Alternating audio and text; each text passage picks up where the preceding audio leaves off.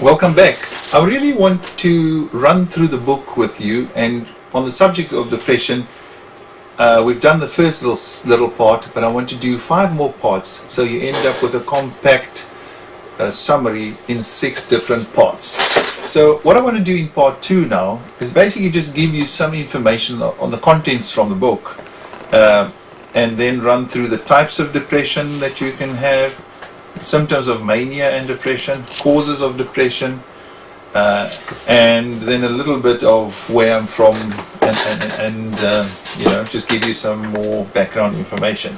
So the contents of the book really starts with some useful information about depression, things you need to know about depression. Then I'll tell you where I'm from and what happened to me, then how bad it gets. I know you might not want to hear about it at the moment, but it's good to know. Then at least you get some basis that will make you calm because you understand what's happening to you. I think often people are destroyed by the uncertainty because they don't know what's really going on. Then I'll tell you how it eventually worked out, what I did, and finally what you can do in summary to improve your situation. Okay, so the various types of depression, and I'm not talking about just little feelings of sadness. I'm talking about A, major depression, B, dysthymia, and the third, which is bipolar. Okay, so to start off with major depression is characterized by inability to work, sleep. You just about can't do anything. You can't talk properly, you can't eat properly, you behave contrary to what people are used to from you, and it can be very disabling. Eventually you don't want to go out of the house anymore, you're scared, you lose your confidence.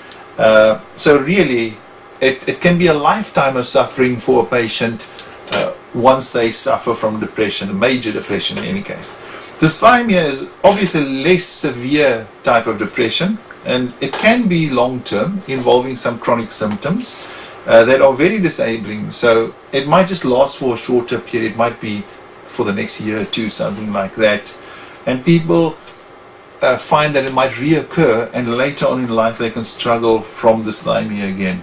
The third type of depression is really bipolar disorder, which really means that the person gets very high at times and gets very low at other times. And this is very devastating because, as the term describes it, bipolar means that the person is being pulled between the two poles. Okay, either very down or very high, and then you get dumped again though. Okay, so these are really some of the things that you might be experiencing.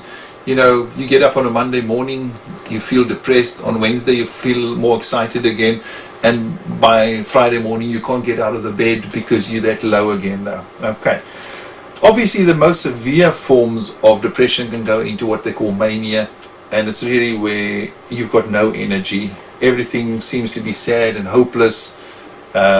There's just an emptiness, you're pessimistic about everything and anything that happens, you feel worthless, there's no more pleasure in your life, you can't sleep properly, and we're not just talking about mood swings and things, you're very irritable, headaches, severe joint pains, muscular aches, and I'm talking like you feel after you've run several marathons, it's that kind of intense, with lactic acid and things on your muscles, so it really gets very bad. Okay, now the causes of depression, obviously there's a school of thought that says that it's hereditary, something wrong with your nervous system and it runs in families, things like that. Now I do admit that it probably makes it more difficult for you if you are from a family, because a lot of it's also learned behavior. You see your mother reacting in that way, or your father, and that's probably the way that you get something that you want. You get some attention, things like that. I'm not saying you're just depressed to seek attention, but it can be one of the factors.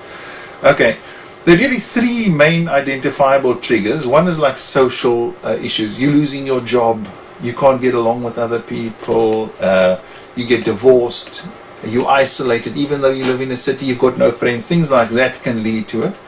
Then another one can be psychological. Chronic anxiety, rejection as a child, all of those kind of things. And the third trigger for depression, physical symptoms.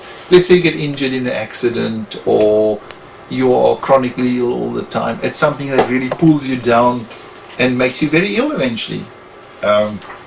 I'm not going to run through all of this. You can buy the book and read all of these things. Really, the other thing we've got to take notice of is depression in elderly people and depression in children. For too long, the medical world and the teaching profession have really just said that the child is naughty.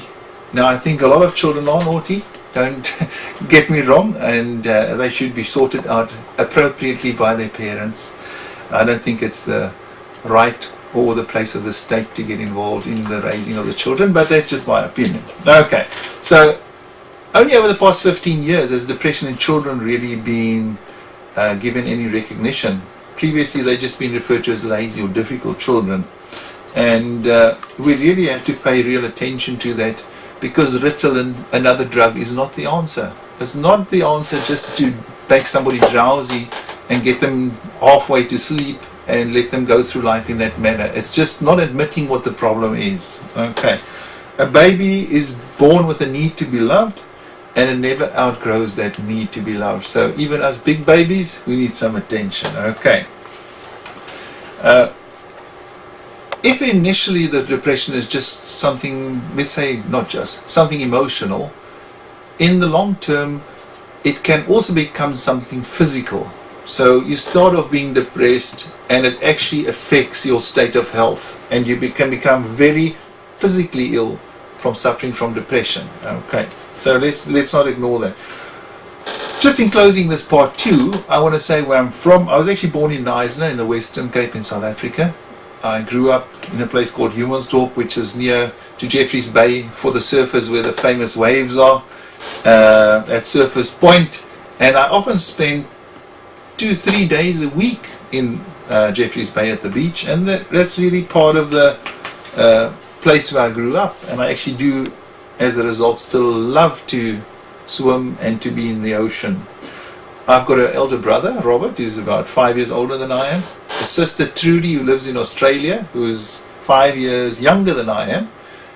My father since passed away in 2005, and I can probably blame him in part for what happened to me as well, because he was on the left wing.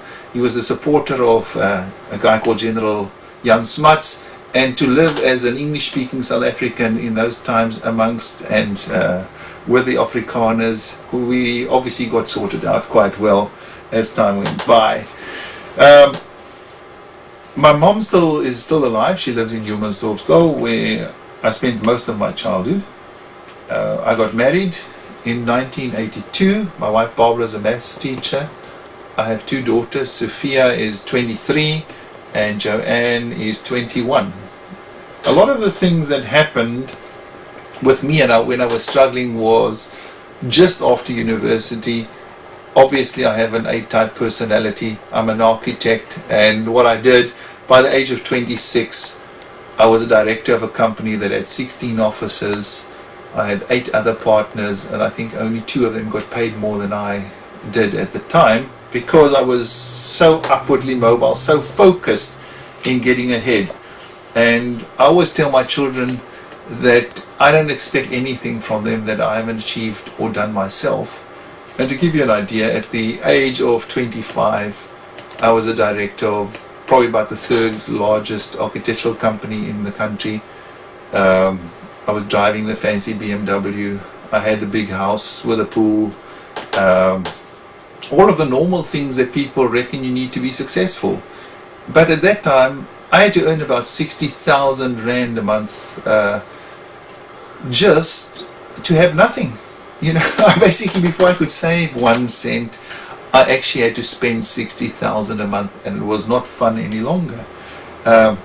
Since then, we've moved abroad. Since 2002, we've been living in London, and my kids are doing well at university. We feel much safer here, although we still love South Africa, and obviously that's a part of the turmoil that you grow up in as well.